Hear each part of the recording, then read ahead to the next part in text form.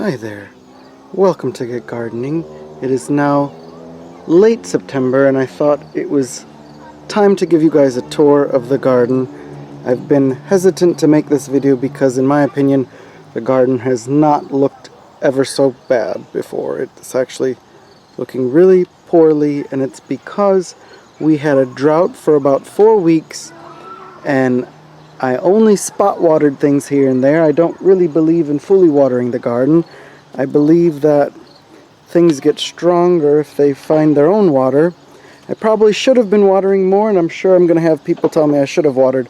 I have probably lost a few plants. Some things look pretty dead, but I guess I should show you my failures and not just my successes. So I'll first show you the Japanese garden, and my Seryu maple looks beautiful. It never got any water during that drought that was 4 weeks long, and it's done just fine. Other things over here are doing fine as well. You can see my rhododendron. This is the PJ rhododendron, and it has the buds already formed for next year. The maples seem to have made it just fine. In front here there's the Japanese Aurora plant, and another one of my Japanese maples over here. This one is one of the moon maples, and it's already starting to turn colors. It's got a beautiful red color.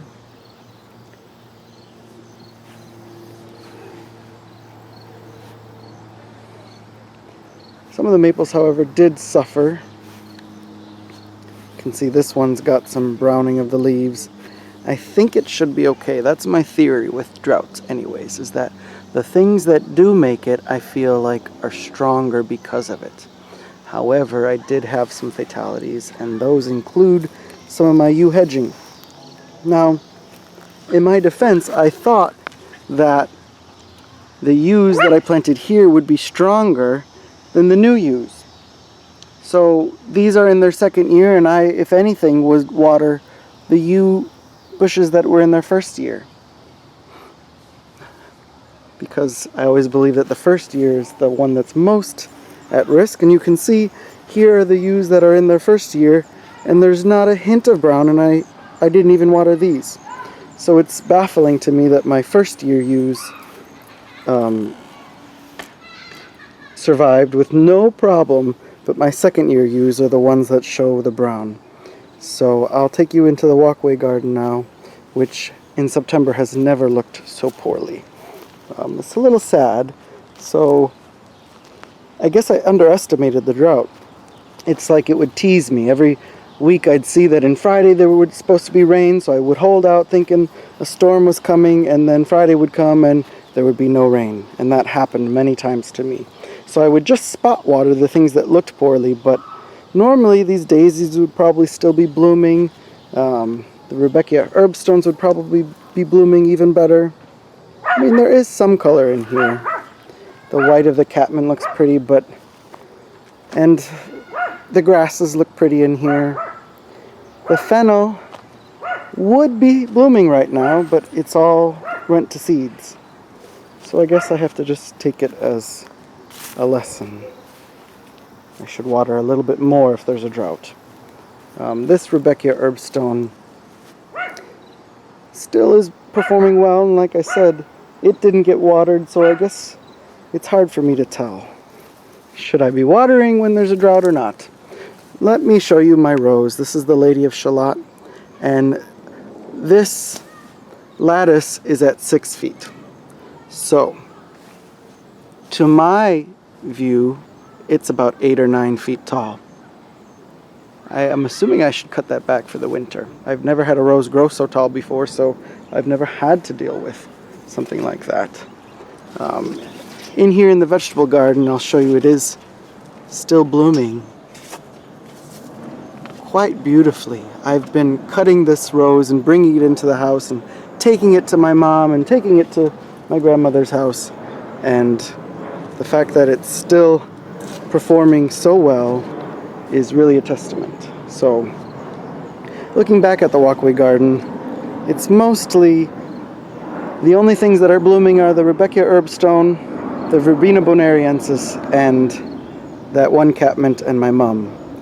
Nothing else is in bloom right now, so that's kind of sad. But in some strange way, I actually kind of like how it looks. I know normally I like more flowers than here right now, but I do like the brown of the grasses and the brown of everything. I know a lot of my perennials survived, they're just not at peak performance right now. So in my opinion, they should be stronger for the years to come.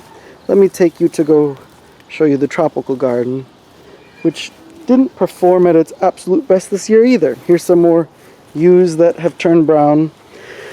However, there is green in here. So, is it dead? Will it come back? I don't know. I'm quite sad about these yews though.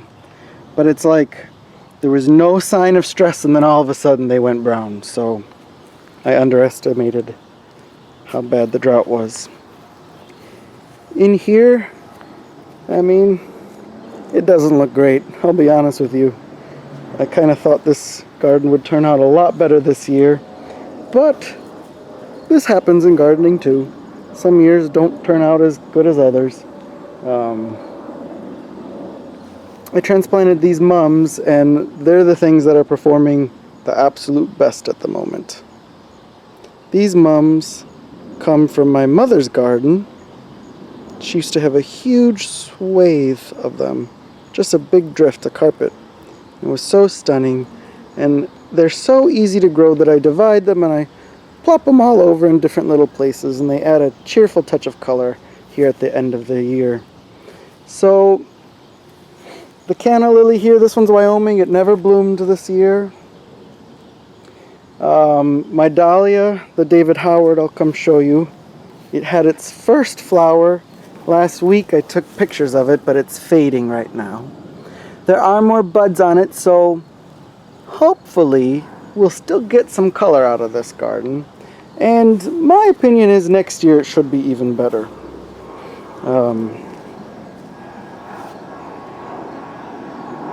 Well, I'll take you over here to show you the Verbena bonariensis. Since they look beautiful. There's a plane flying overhead, of course, just because I'm filming. So sorry about that. And here are some more yews that show signs of stress. So all in all, I'd say about 5 or 6 yews I lost. Out of about 30 from last year, and then I'd say there's another 30 that I added this year, so 5 out of, I don't know, what is that, 60? That's not too bad, but I'm hesitant to take them out because all of them still show signs of life, so maybe they'll regenerate. The ones over here, I was planning on mulching it, but it seems like the stores ran out of the mulch that I wanted, and I just neglected it, so well, I guess I wanted to show you guys my gardening failure and show you that things don't always look tremendously beautiful over here. I kind of neglected the garden for a little bit of the time. Now that the weather's cooling down, I can give some more attention to here.